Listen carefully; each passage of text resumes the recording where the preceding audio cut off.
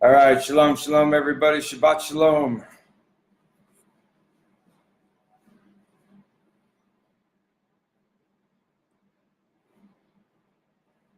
Just give it a quick minute. Let somebody jump on here, maybe.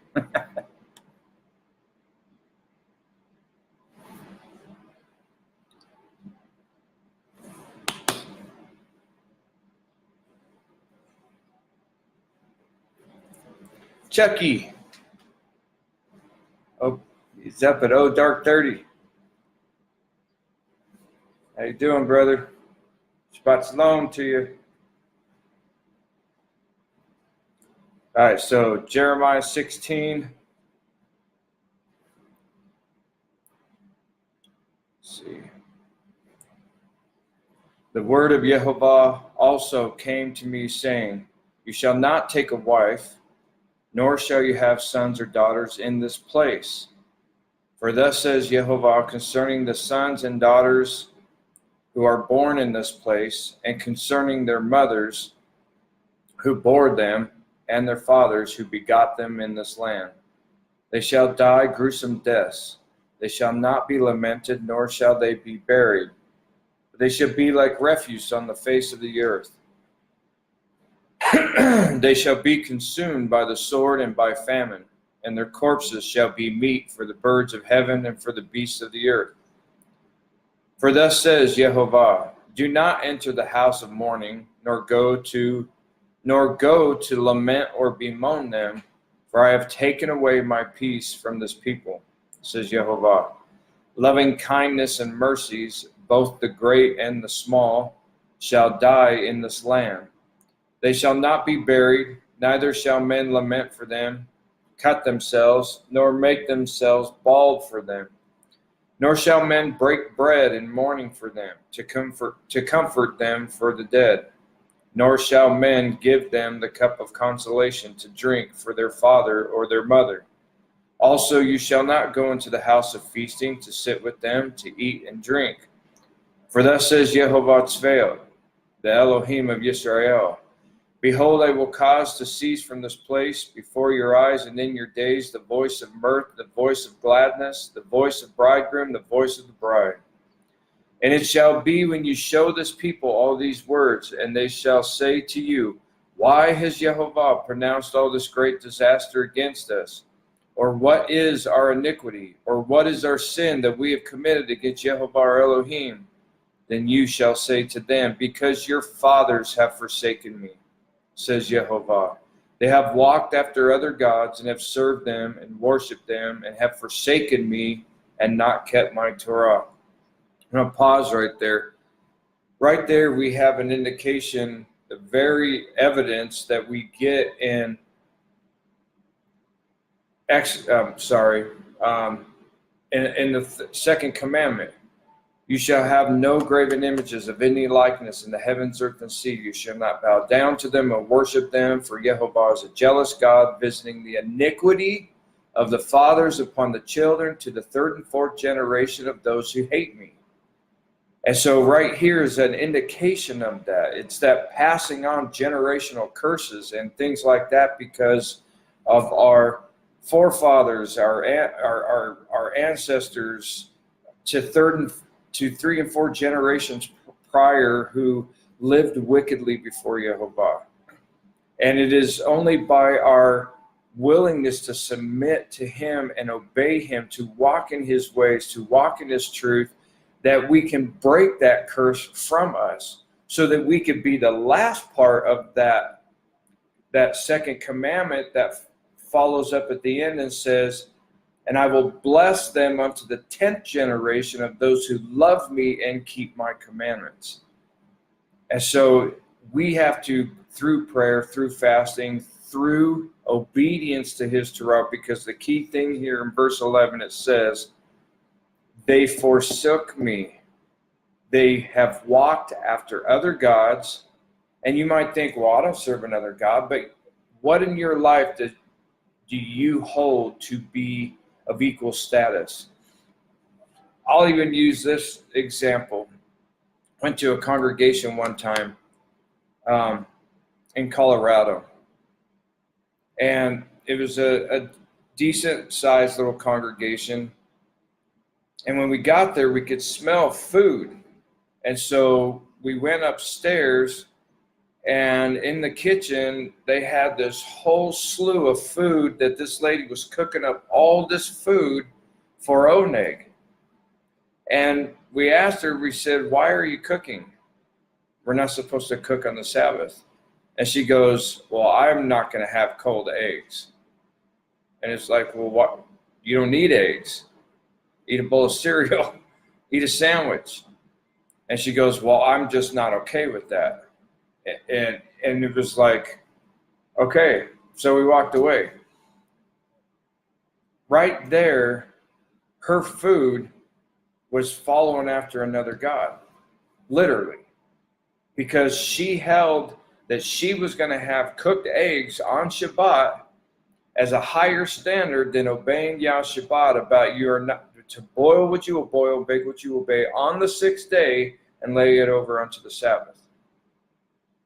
Not to mention, all the preparation work and everything else that's supposed to be done on the 6th day. But yet she was going to have what she wanted.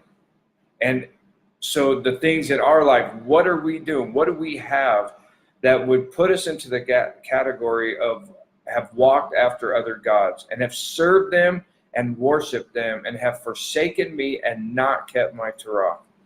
Continuing on, verse 12, "And you have done worse than your fathers.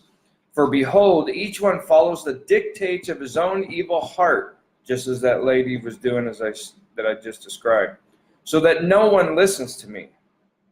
And we see this through the pastors, the churches, even the Messianic and Hebrew roots congregations doing the very same things. My own daughter, when she was out in California, she went to a congregation, and the pastor before the service was cooking up a bunch of food, and he said, "Well, I need this food so I can go preach a sermon." That was his justification for cooking up a whole meal there at the congregation building before he went to go preach a 40-minute sermon. And by that, it says that each one follows dictates of his own evil heart, so that no one listens to me. Therefore, I will cast you out of this land into a land that you do not know, neither you nor your fathers, and there you shall serve other gods day and night, where I will not show you favor. Therefore, behold, the days are coming, says Yehovah, that it shall no more be said, Yehovah lives, who brought up the children of Yisrael from the land of Mitzrayim. But Yehovah lives, who brought up the children of Yisrael from the land of the north and from all the lands where he had driven them. And this is him regathering Israel back together at his return. For I will bring them back into their land, which I gave to their fathers. Behold, I will send for many fishermen, says Yehovah, and they shall fish them. And afterward I will send for many hunters, and they shall hunt them from every mountain and every hill and out of the holes of the rocks. For my eyes are on all their ways, they are not hidden from me, nor is their iniquity hidden from my eyes. And first I will repay double for their iniquity and their sin, because they have defiled my land. They have filled my inheritance with the carcasses of their detestable and abominable idols. O Yehovah, my strength and my fortress, my refuge in the day of affliction. The Goyim shall come to you from the ends of the earth and say, surely our fathers have inherited lies, worthlessness, and unprofitable things. Will a man make gods for himself, which are not gods? Therefore, behold, I will this once cause them to know. I will cause them to know my hand and my might, and they shall know that my name is Yehovah. Amen.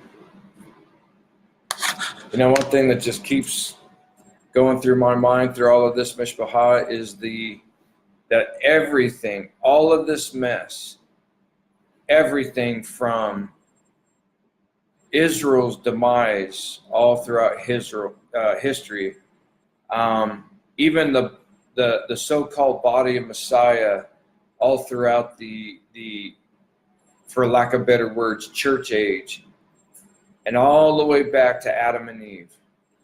all of this, every single mess, everything that's led up to the most vile sin, the most perverse acts, murder, rape, genocide, wickedness, evil of the deepest sort, has all stemmed from one single word: disobedience. And all started when Adam and Eve disobeyed Yah and didn't keep his commandment. Don't touch the tree of life. I'm sorry, don't touch the tree of the knowledge of fruit and evil. Good and evil. Sorry. Don't touch it. And the same thing is continued on. Disobeying his Torah, disobeying his commandments, disobeying his Shabbat and his Moedim, his feasts. And just as the church is taught from its conception, you don't have to obey the law. You don't have to obey God. You don't have to do this. Just as Judaism and Messianic and Hebrew roots all does the same thing. Obey God how you choose. Mix in Baal worship with the worship of Yehovah. Mix it all together and declare it to be of him. All of this all stems from one single word: disobedience. And Mishpahah, the quicker we get that word out of our vocabulary and make obedience the key word in our life, in our hearts, and in our minds, the quicker we are going to bear the fruit of Yehovah and bear the blessing of Deuteronomy 28, 1 through 14. Amen. So Shabbat Shalom, everybody. Hope you all have a great, great day and great Shabbat. I'll be back on here with the Shabbat message in just under 4 hours. It'll be about 4 p.m. my time here in Israel. And so 4 hours from now, wherever you're at, basically. And looking forward to doing that message. And then, of course, tonight, Triple T, Torah Talk time with all of us tonight at 7 o'clock Israel time. So that'll be in 7 hours from now. So look forward to seeing y'all and love y'all. But most of all, y'all loves you. Shabbat Shalom, Shalom, Shalom.